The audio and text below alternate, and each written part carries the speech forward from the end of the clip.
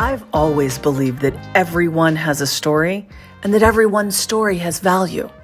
I'm Joanna Pena-Bickley, the host of Designed By, a new Designed By Us documentary series that recognizes the changemakers, imagineers, and inventors in STEAMed science, technology, engineering, arts, math, and design.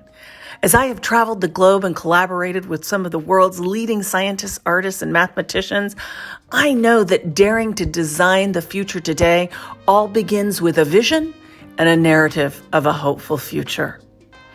I invite you to join us on a journey of discovery, finding the voices and magic makers, changing the very shape of our future.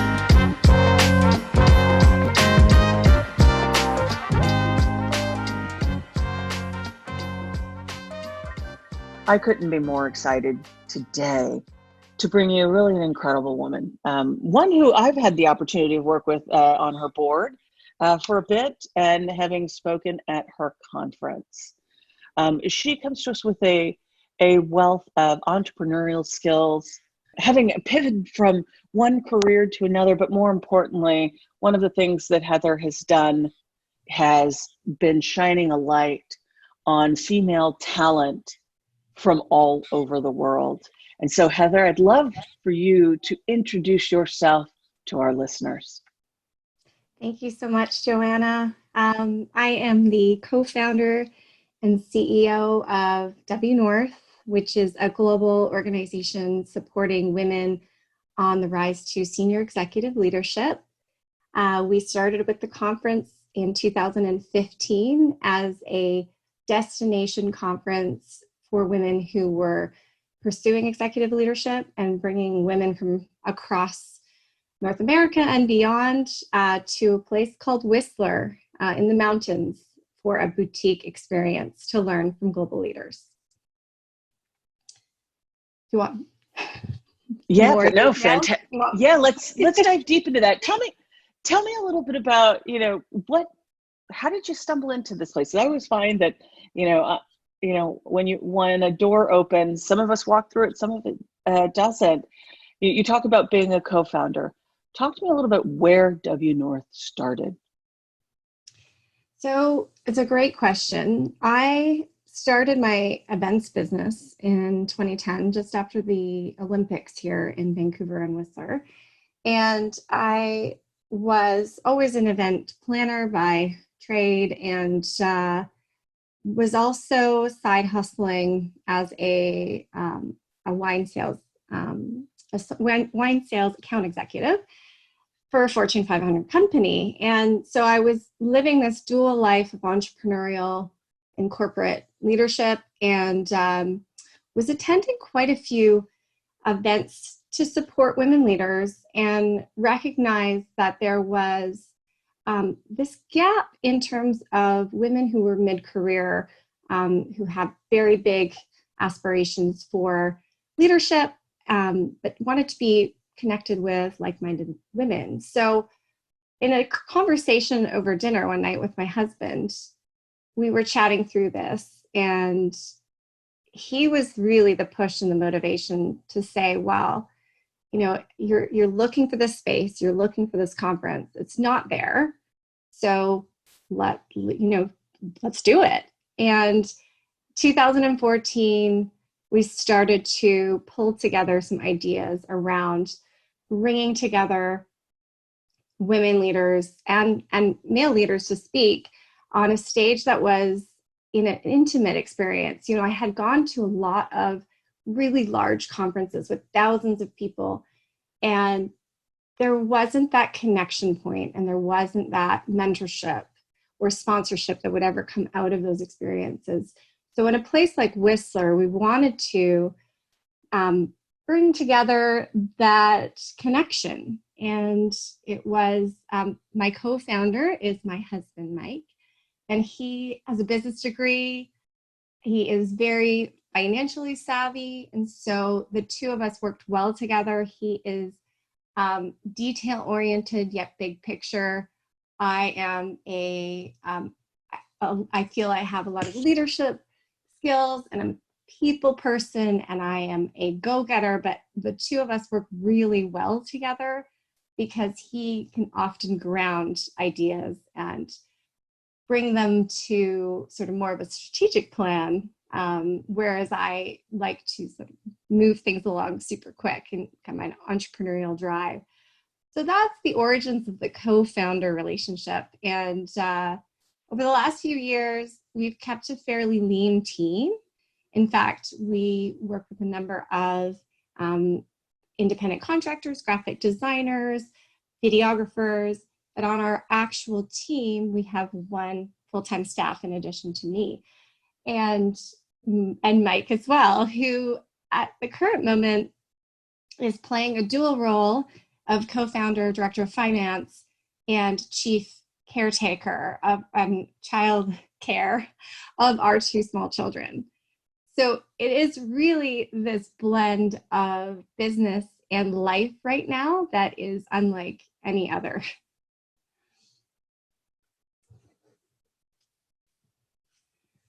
I love that story. I think it's a remarkable one because I think not enough of us talk about, those of us women and executive roles, for how important our partnership with our mate is. For me, mine, came home at a time that was really perfect for him too, which he came home and was a full-time caretaker to our 4 children. I've gotten to see your husband up close at these events with your children or with your child, particularly right after you had them.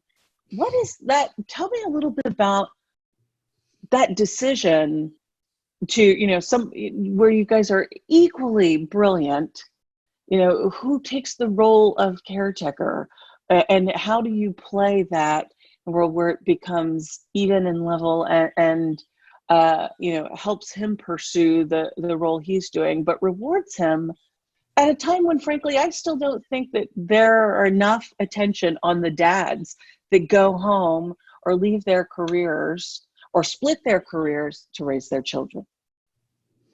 Well, agreed. And I think we are just beginning to see a bit more of it. But I think what fundamentally is missing is that sense of community for the men that are in those roles. I'll give you an example. We have, I think it's maybe a international program, but it's called Music Together. It's a music program for toddlers to really get interested in dance and music and singing. There's one in our town of Whistler, and I encouraged Mike to attend with Carmen, my daughter, and starting to see more men at those types of experiences, but still predominantly women. And so that community aspect of everything to do with caring for the children is still predominantly has a lot of women in it. And so as we start to see more of a shift, I think men will feel more comfortable in those roles, but I do think that they still are seeking other men that are in this similar situation. For Mike, he is a brilliant dad. He was Robot Day yesterday, and we have a calendar theme for every day to kind of, Luke is 4, he needs some stimulation in terms of activity, and we're not in kindergarten yet, so we don't have a curriculum.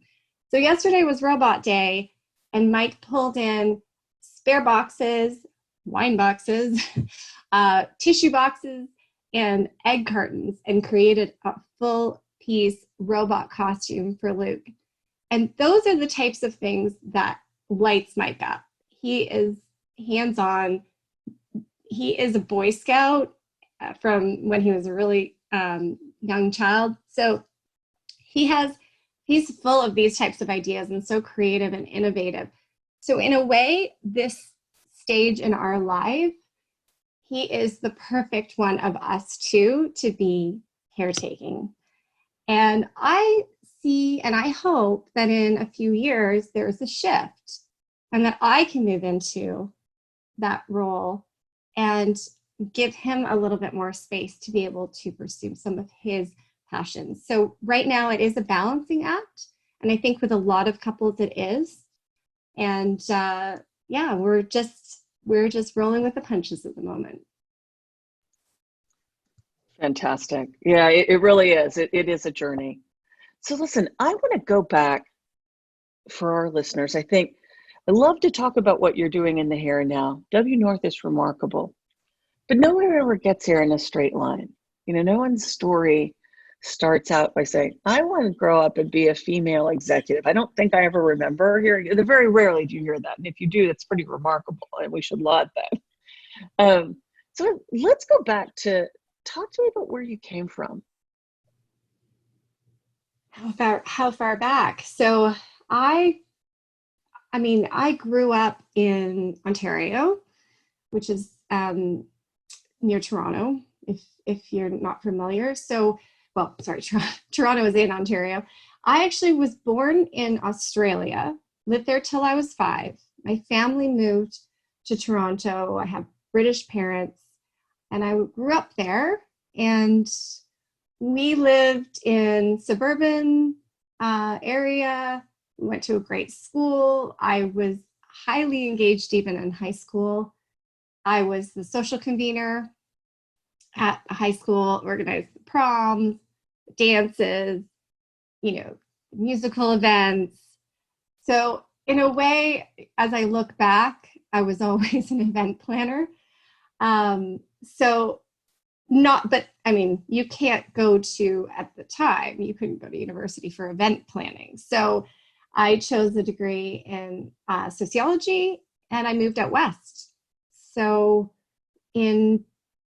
right after university, I moved out west, went to university, started to get really involved in the ski and snowboard industry through my involvement with the largest club on campus, the ski club.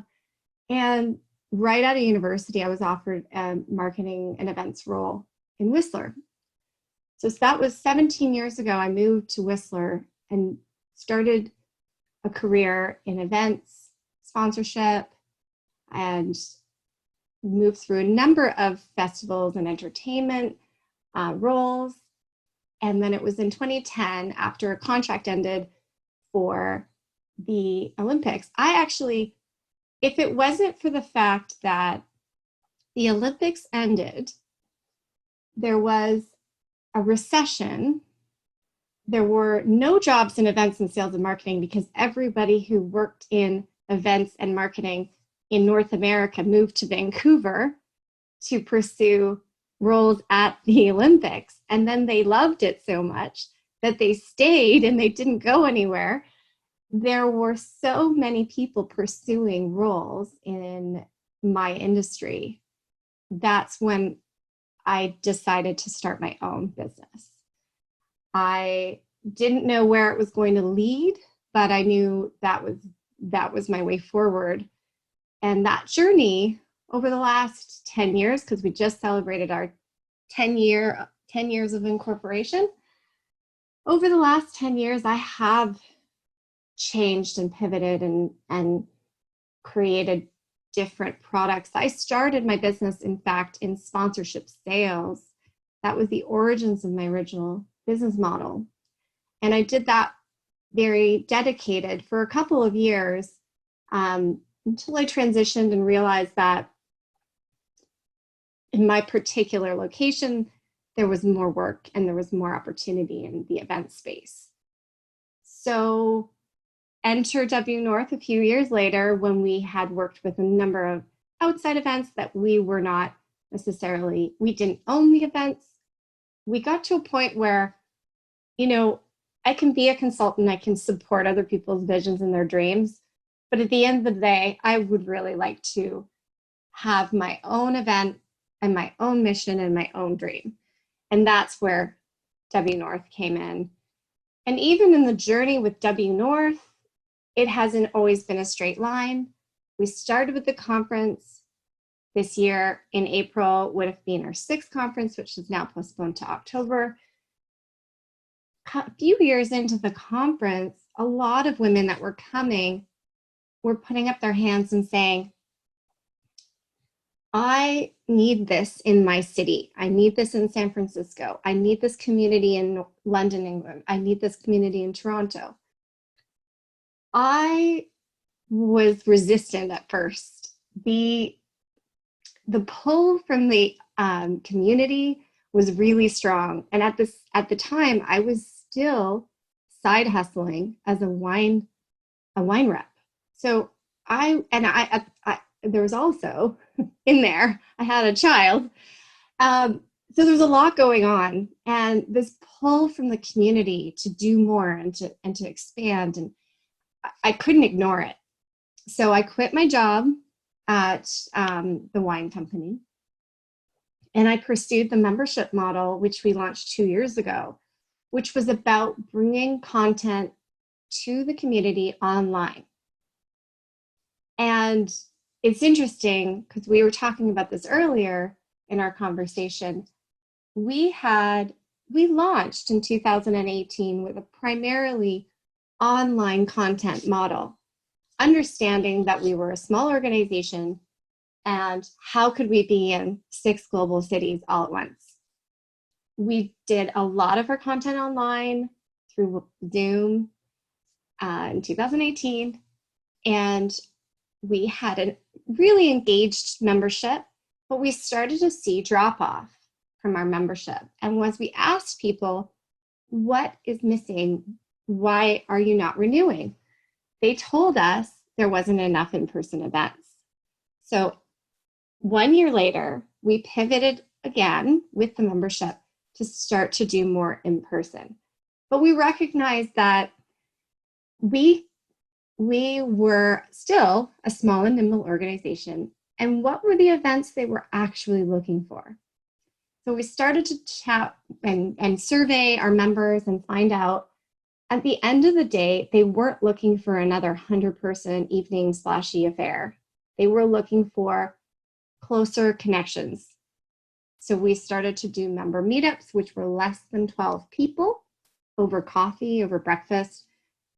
Fairly easy to execute, but that's what people were looking for. And we have been doing that for the last year. Enter COVID-19. The events in persons ripped away from us. And in fact, what we've been doing lately is pivoting back to where we began, which is the online content, the online panels and virtual conference model, and still creating that community and that space, but doing it virtually. So it's just interesting how we have, and I will admit that because we are a small organization, we can move pretty quickly. I've talked to a number of people that work in large organizations, and in order to pivot that quickly, it's not going to happen in a matter of a week. But that is one of the benefits of staying small and nimble. That's fabulous. You talk so much around, what it was to be an entrepreneur, to go from, in your area of, promotion and sales into this conference space. Talk to me about what you found that connected those two things. So in terms of, I would say the ability to communicate and to market an idea and bring it to life. For many years, I was doing that for other people's visions. They would share with me an idea for a new event, and together we would sell the idea to a sponsor. We would create a marketing plan, develop strategies, and all the while I wanted to be able to bring my own mission to that. The side conversation or the side experience that was going on was my own personal experience happening inside of a Fortune 500 company, of which there were very few women in top leadership positions, yet 90% of the sales team was female. So I was seeing this problem developing, and there was so much narrative around, oh, there's so few women in the C-suite. And I was looking at the management in my particular industry, which was beverage alcohol, and realizing, well, there is absolutely no support for these women. They're not motivated to move up because they're not well supported. The culture is not inclusive for people who have children, and that needs to change. And at the time, there was very little being done for that segment. And that's where I found there was that problem that I wanted to solve. And enter in my marketing and my entrepreneurial drive as to something I could tangibly bring together.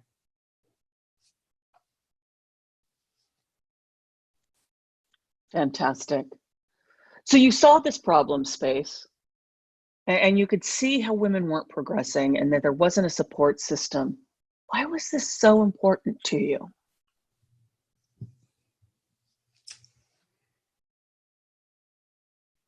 Can you hear me? Yeah, I can. Sorry. Okay. Sorry. Let me ask the question again. Okay. And we'll start again. Sorry. So you saw this problem space, and it could have been very easily to look at it maybe selfishly and go, you know what, I'm just going to fix it for myself. Why was this so important to you? Why was creating these support systems so vital to solve, not just for yourself, but for other people? I think fundamentally, one of my biggest joys socially or even in business is creating connection. As a sales representative, I love to form new relationships, mutual partnerships, connecting the dots, connecting people with others that can get them to where they need to be. I always organically did that in business in terms of having some colleagues that wanted to get into some sort of industry. And so I was always, in fact, a lot of times if someone was looking for a job, I would be like, okay, I'm going to find you this job.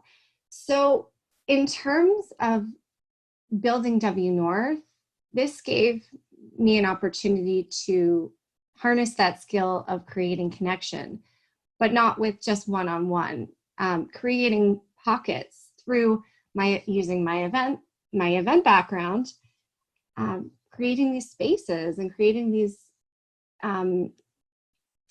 moments that could impact people's career in a big way. And after the first conference, I'll never forget, because I'll be honest, Joanna, I did the first conference, almost never did another one.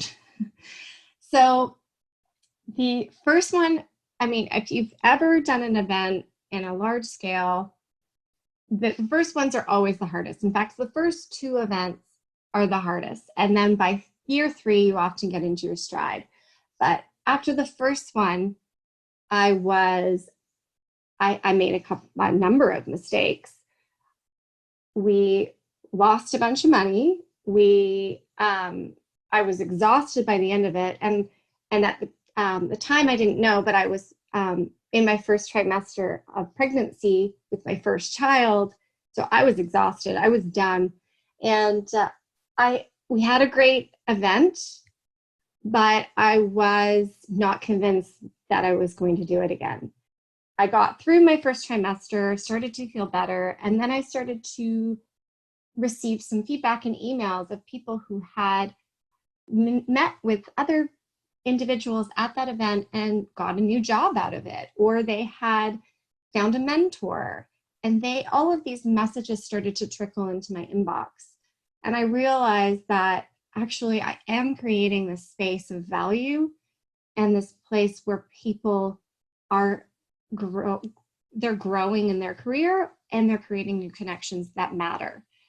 So I do think I will do this again. And that was when I I'll never forget, because I was at that time, I guess, moving into my third trimester of pregnancy, and I knew I couldn't do this alone.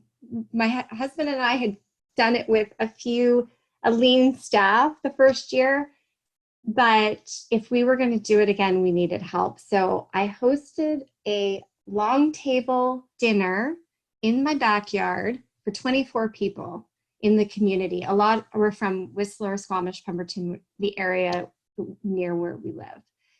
I invited those 24 people, and I basically said, I want to do this again, but I can't do it alone.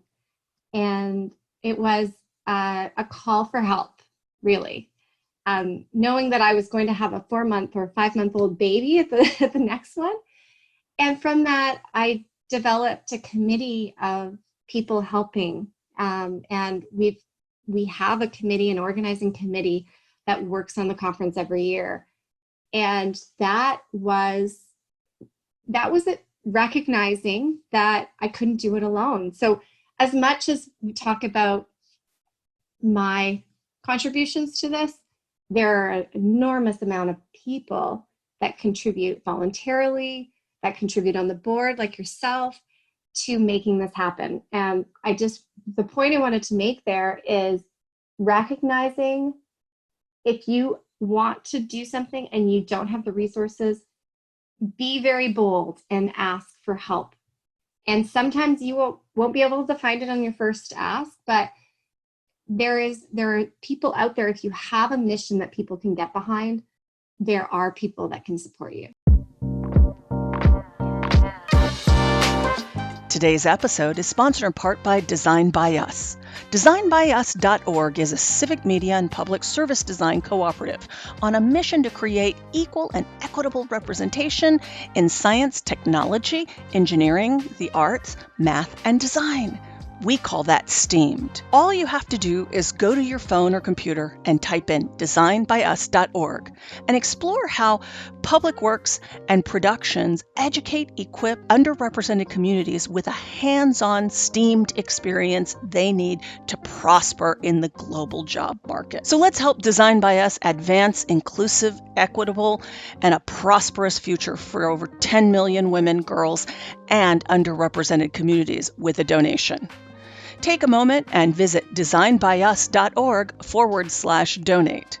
That's designbyus.org/donate.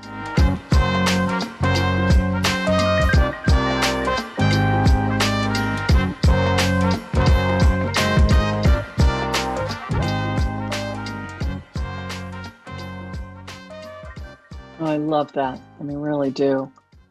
So you talk about, you go into this problem space, you bring together some really great people from your community. You talked about it in a way that, who did you work, what were some of the trade-offs and sacrifices that you had to make to bring WNORTH to market? Well, yeah, that's a great question. I mean,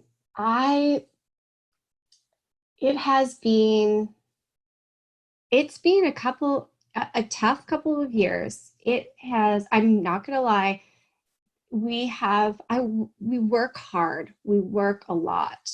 We have 2 small children. We have a 1-year-old and a 4-year-old. And the COVID no daycare situation has only compounded things. I would say our biggest challenge would be that we have been doing everything on challenge and opportunity, really. We've done things on a shoestring budget. So we don't have any venture capital. We invested completely and entirely on we invested our own money into our own company. And the challenges would be, we operate things a little bit differently because of that. We've always had a small team. So in so many times over the last few years, I've said to my husband, I just wish we had a bigger team. I wish we had, 10 people and this type of thing. In all honesty, as soon as COVID hit, I was so thankful that we only had 2 people on payroll. And that has, been a challenge, but also a blessing in the current landscape. So in terms of other challenges or sacrifices, I don't think they're hit. I mean, I would be remiss if I didn't mention, my husband's, left a director level job to come home. And that is a sacrifice. It's something he was very willing to make, but it is shifted his career trajectory. And so he has made sacrifices to support the business in that way. And then we have also, financially, and made sure that we live a little bit more simply in order to invest in our company. So, but all of them I speak of with great positivity because we're very, very happy with where we are and the decisions that we've made.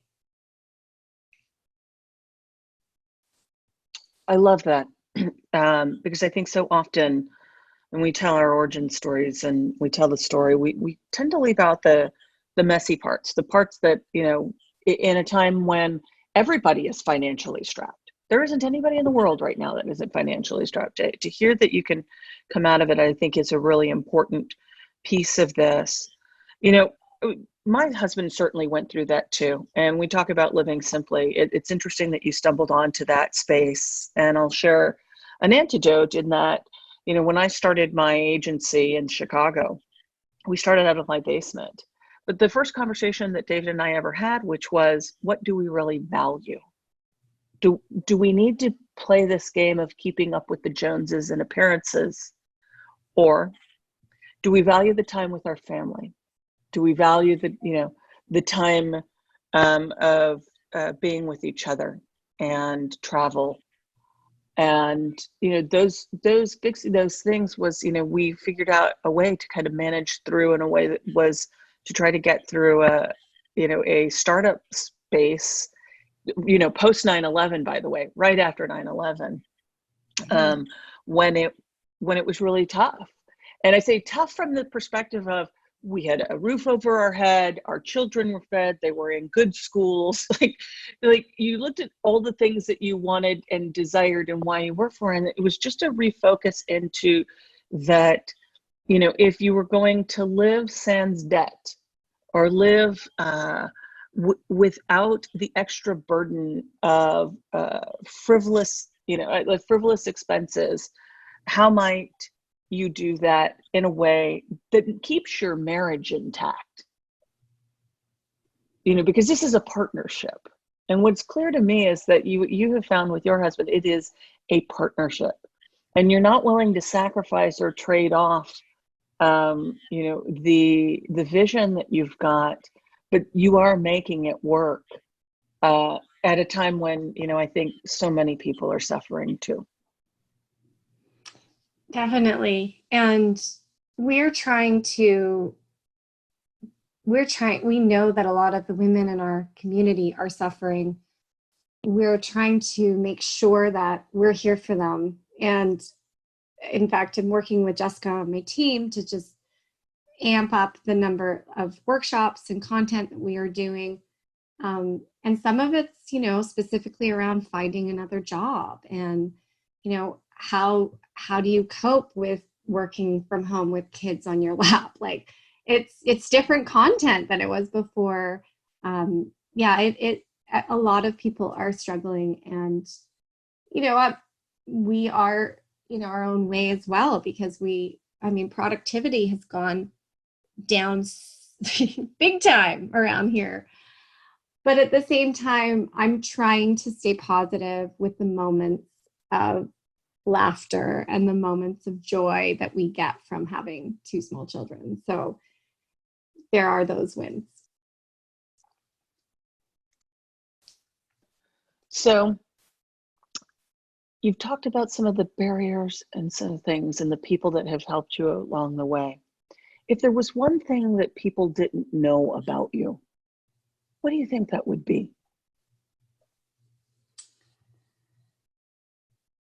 Um, I think that one thing that people don't know, or maybe it's not necessary, well, it is about me. I wish more people had met my mother.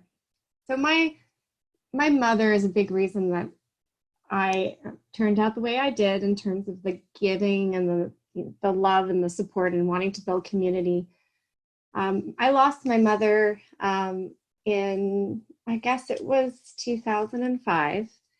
And, that was the beginning of my career. I had just finished university, and she had ovarian cancer, and she passed away very quickly within 3 months of diagnosis. And I think one of the things that drives me and drives my sense of urgency to get things done is because she passed away when she was 55, which is so young. And so for me, I have this mentality that there's no time like the present. And, you can wait around to do something in a month or 2 years, but there's no time like the present. And it drives me and it motivates me to move quickly. Sometimes my husband will argue too quickly because he's just like, you just need to slow down and think about the strategy. But I think, that is something that has really shaped her. She was a very caring and loving mother, and she was a stay-at-home mom. So we had a lot of time to be with her. And she really shaped my brother and my sister and I and our path and our journey and our drive. And so I would say that's something that a lot of people don't necessarily know. We don't often in business get a chance to talk about our parents. And she is definitely a reason for my go-getter personality. That's fantastic. Moms have such a profound effect, and I know mine did and does. So often when you're young, you do everything that you can to make them proud. Having a mom that I'm very fortunate that mine is still with me. But when you lose your mom, it becomes something so sometimes so deeply seated in wanting to have her with you and enjoy those parts of your life where you have exceeded the expectations even that you created for yourself. What has that been like? I think that, it has been I think, as you said, you have these, because you don't know what your mother's expectations will be, you create these very high standards for yourself, and you strive, maybe, strive higher and bigger than before, because you, like you mentioned, just really want to make them proud. I think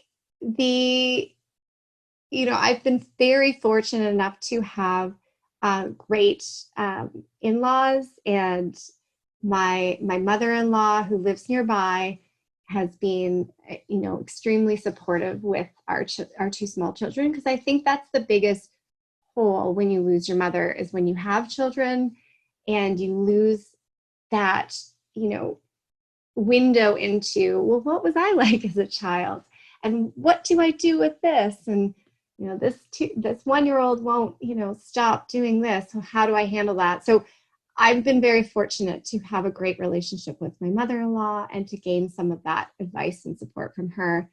But I definitely think that not being able to share some of my business success with my mother is difficult. But again, like I mentioned, very motivating and what keeps me going.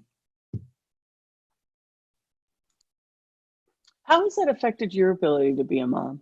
Right. So often, everything that we learn from our mothers, it is, no matter what book you read, this we do sometimes just fundamentally fall back into the nurture space, right? All the things that we were taught through demonstration from our own mothers. What have you ever found that, wow, all the things that I thought I didn't want to be exactly like my mom, because we all go through that phase, to the now we're exactly like your mom. Where do you find those moments? Oh, I've been having a lot of them lately. So one of the things that I've been joking about with my girlfriends is that we are now working moms, and well, I mean, I have my supportive husband, so I can't say I'm a full stay-at-home mom as well, but I have enormous respect for stay-at-home moms. It is a tough job.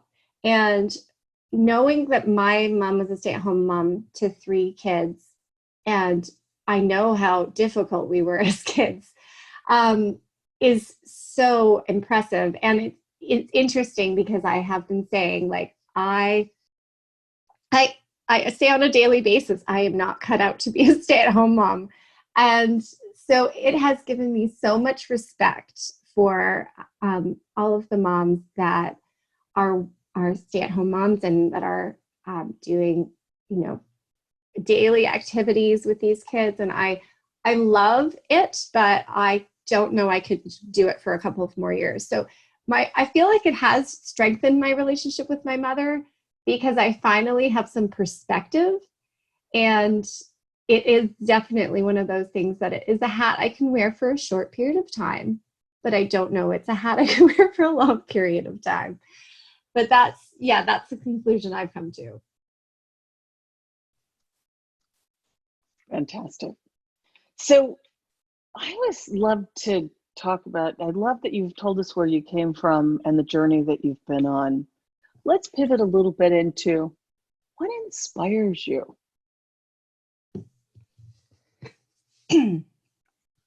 Inspiration.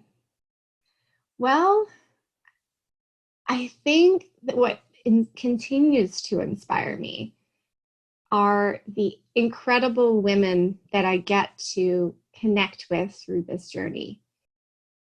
As I mentioned, almost giving up on the conference after year 1, receiving those notes of, this has got me to this place. I got a new job. I'm going for coffee with that amazing woman you connected me with. The women that I get to meet through this journey are what continues to inspire me. And the affirmation that what we have created is actually working, is actually supporting women in their leadership journey. And so I will continue to do this as long as I continue to, receive that positive experience, of which now with our online membership, we're getting members from all over the world because our content is completely virtual. So that inspiration continues to come from the community of women, and it's literally what gets me up every day. And I hope I can be doing this for a lot longer.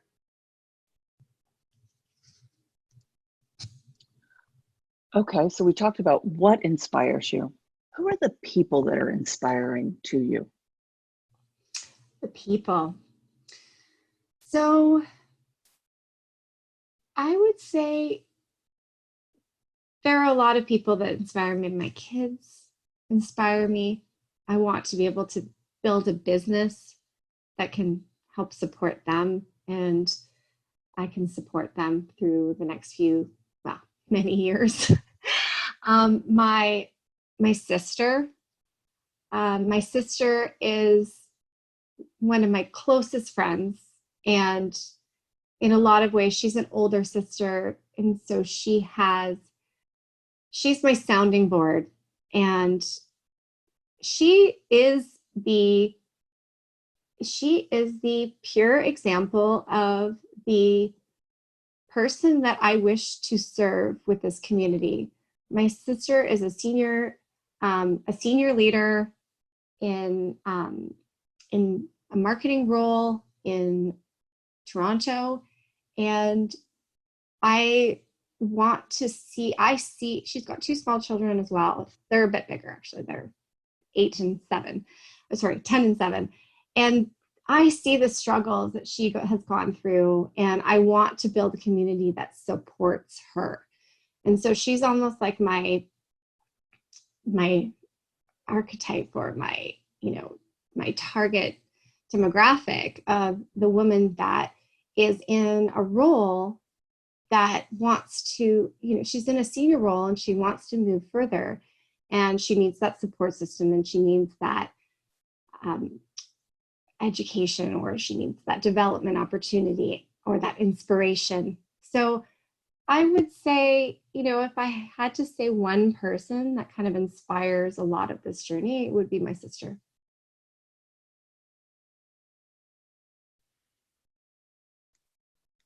Fantastic. As we look at the what and the who, I've always found that great leaders and people who are inspired constantly tend to also be interested in other aspects of life, like books and the arts and culinary exploration. What books are you reading today? So that's a great question. I have had Esther Wojcicki's How to Raise Successful People on my bedside table for months, and I pick it up and read a couple pages or chapters at a time. I'll be completely honest with you, I don't have a lot of time for reading at the moment. I wish I did. But Esther's book is very relevant to the current moment, in terms of understanding, what we need to do to show up for our children right now. Their world has been turned upside down, and we, in a way, I think they're loving it. But at the same time, they are missing their friends. And so I have turned to her book on a number of occasions recently, and it just reminds us that, in some cases, boredom really, boredom inspires creativity. And so it is okay for your children to be bored. And I've seen that with my 4-year-olds. So I that's the book that's on my bedside table. Not reading it at the speed I wish I'd like to, but that's all part of the journey that I'm on right now. I love this. Let's dive deep into this one, because I think this one, I came from a space, and let me just, I'm a Generation X. I had 2 working parents, and, that meant that I was, typically a latchkey kid. You get left at home or with a babysitter after, while your parents are working. And, I didn't always have an after school program. We weren't programmed to within an inch of our lives. And I will even say that, look, I raised both millennial and Gen Z kids. And we programmed, it was always go, go, go, go. It was from ballet to Hebrew school, from Hebrew school to bar and bat mitzvah practice, from that to swimming and baseball and hockey and soccer. And, and I look back at it, and particularly now, because I have adult children and people that I'm talking with children, and it's always surprising to me that actually my best moments were found in boredom, particularly as a kid. And I say boredom in that I found good trouble, right? I often tell my origin story and that it was filled with good trouble. It wasn't, I didn't look at it. If you looked at it at the time, it didn't feel good. But now, if you look back and go, oh, I was just inventing things and trying to figure out how to monetize them and make a business out of my inventions, then, just like I'm doing now, you could see those things. What are you finding in this space that's kind of unique? Because I love this idea of turn your kids loose with a blank piece of paper and help them find that space to be creators. Yes. So I have been having this conversation quite a bit, and my kids aren't homeschooled yet, but my sisters are. And, you know, and a couple of weeks ago, we actually had Esther on a WNORTH virtual event, and we were chatting about, the curriculums that are being laid out for parents to try and achieve right now are um, they're too, in some cases they're not involved enough, in some cases they're way too involved. And she really focused on that importance of, you know leaving, like you said, leaving them with a blank sheet of paper, leaving them to figure out a problem on their own. And she highlighted the importance of science and technology in this space, and just let them be and give them some creative direction. But at the same time, over programming our kids is not going to inspire that, entrepreneurial drive of the lemonade stand or the joke stand, which I saw one other kid do, which was like 10 cents for a joke. But, this is an interesting time. The whole COVID lockdown is a really interesting time for parenting. And there is a lot of pressure on working parents right now to, help maintain this balance of, getting their job done, but also making sure the kids on the Zoom call.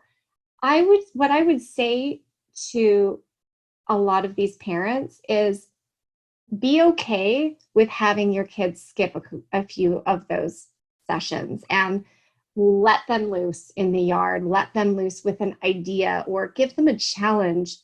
My sister has been giving her kids these, she's taken it separate to the curriculum. She would give them a challenge at the beginning of the week. And she says, pick anything that you're going to present in a presentation with a diagram or a poster board on Friday evening.